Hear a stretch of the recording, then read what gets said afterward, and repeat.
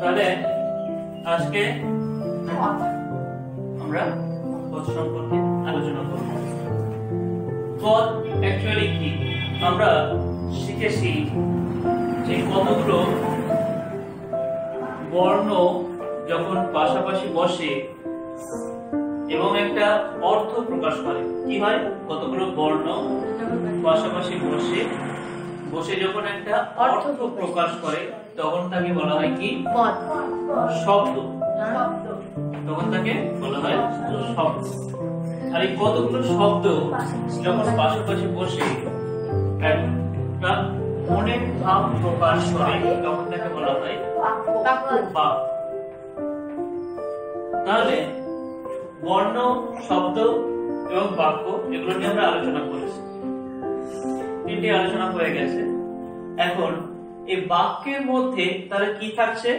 একটা বাক্যের মধ্যে একাধিক পদ থাকছে, শব্দ থাকছে, একাধিক শব্দ থাকছে।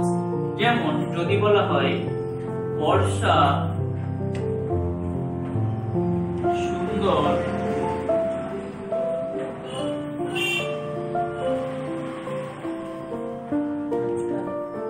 নাচতে পারে। এখন এখানে একাধিক শব্দ তারা পরস্পরের সাথে একটা মিল রেখে বসেছে এবং সেই বসার ফলে একটা মনের ভাব প্রকাশ পেয়েছে। একে আমরা বলেছি বাক্য। তাহলে বাক্য হচ্ছে কি? একাধিক শব্দের সমন্বয়। এই শব্দ যখন বাক্যের মধ্যে বসে তখন বিশেষ ক্ষেত্রে কি হয়? বিভক্তি যুক্ত হয়। বিভক্তি কেমন? এই যে নাচ, এটা তো মূল শব্দ নাচ, তার সাথে তে যোগ হয়েছে, তাহলে নাচতে। এখানে বাক্যটা পূরণ করতে বা বাক্যটা সঠিক করতে এই তে কথাটা নাচের সাথে যোগ হয়েছে। মূল কথা পারা, পারা থেকে সেটা হয়েছে কি? পারে। এখানে দেখো বিভক্তি যুক্ত করেছে। এখন বলছে পদ তাহলে কারা? না, যখন শব্দ বা ধাতু, কি কি দুটো জিনিস মাথায় রাখতে হবে। শব্দ বা ধাতু। ধাতুটা কি? শব্দের মূল যেটা, ঠিক আছে?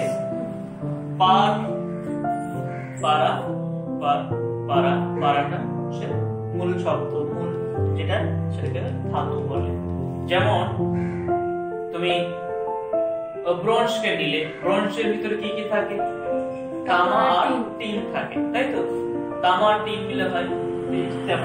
তামা হচ্ছে ধাতু, টিন একটা ধাতু, ঠিক আছে?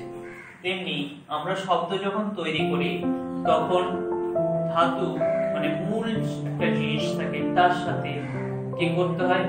তার সাথে বিভিন্ন ধরনের বিভক্তি যুক্ত করে, উপসর্গ যুক্ত করে, অনুসর্গ যুক্ত করে আমরা শব্দ তৈরি করি, নতুন নতুন শব্দ তৈরি করি। এটা তোমরা আরো একটু বড় করে শিখবে, এটুকু নেমে রাখো। শব্দ মানে ধাতু হচ্ছে তাহলে কোন শব্দের মূল, ঠিক আছে? বা একদম মৌলিক জিনিস। তাহলে শব্দ বা ধাতু যখন এই বিভক্তি যুক্ত হয় তখন সেটা হয় কি? পদ। তাহলে শব্দ বা ধাতু কি যুক্ত হবে? বিভক্তি যুক্ত হবে। বিভক্তি যুক্ত শব্দ ও ধাতুকে বলা হয় পদ, ঠিক আছে? পদ অবশ্যই একটা বাক্যের কি হবে? অংশ হবে, ঠিক আছে? ঠিক এই কথাটা বলতে যে তোমাদের পার্টস অফ স্পিচ এর কথা মনে পড়ছে? পার্টস অফ স্পিচ ইংলিশে মনে পড়ছে? পার্টস মানে কি? অংশ। অফ মানে এর, স্পিচ মানে কথা। তাহলে কথার অংশ মানে বাক্যের অংশ, তাকে কি বলে? Parts of speech. মনে পড়ছে? পার্টস অফ স্পিচ কি? না কতগুলো ওয়ার্ড পরপর কি করে একটা স্পিচ তৈরি করে, একটা সেন্টেন্স তৈরি করে। সেই স্পিচ বা সেন্টেন্সের প্রত্যেকটা অংশকে বলা হয় কি পার্টস অফ স্পিচ। ঠিক তেমনি বাংলাতে কি বলা হচ্ছে, বাক্যের ভিতরে ব্যবহৃত শব্দগুলোই হচ্ছে কি পদ। বাক্যের ভিতরে ব্যবহৃত শব্দগুলো হচ্ছে পদ। বাক্যের ভিতরে শব্দ ব্যবহার করার সময় আমরা কি করি, শব্দের সাথে বিভক্তি যুক্ত করি। তাই এক কথায় বলছে বিভক্তি যুক্ত শব্দ এবং ধাতুকে বলা হয় পদ। ঠিক আছে, তোমরা একটু লিখে নাও, যেটুকু আসে এটুকু লিখে নাও। কুইকলি, হ্যাঁ হ্যাঁ দেখো, হ্যাঁ যতটা লেখা আছে ওইটাই লিখো। হ্যাঁ স্যার, একদম স্যার